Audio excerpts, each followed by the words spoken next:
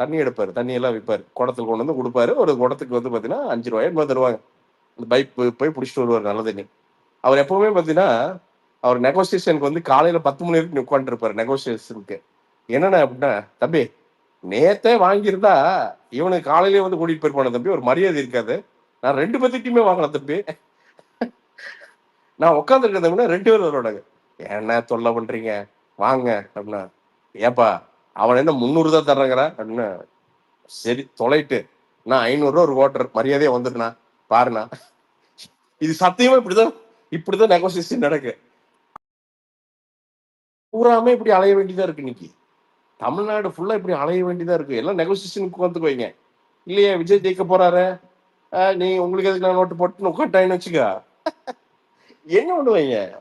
அதனால அது இன்னொன்னு, விஜய் எல்லாம் தோழா, விஜய் எல்லாம் எளிது, திராவிட கட்சிகளை தாண்டி ஜெயிப்பது. அப்படியெல்லாம் பார்த்தா அரவிந்த் கெஜ்ரிவால் முதலமைச்சரா இருக்க மாட்டாரா?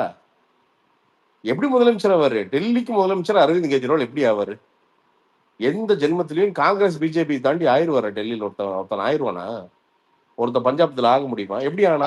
அதே மாதிரி இது வரைக்கும் ஒரு விஷயம் நடக்கலன்னா அது நடக்கவே கூடாதுங்கிறதும் கிடையாது. அதான் அதுவும் ஒண்ணும் ஹிஸ்டரி கிடையாது. தான். ஹரிஷ் இதே வந்து ஐயா ஸ்டாலின் அவர்களை வந்து இவனு எல்லாருமே ஜாதகம் பார்த்தானுங்க. அவருக்கு ஜாதகம் தெரியல, கட்டம் தெரியல, முதல்ல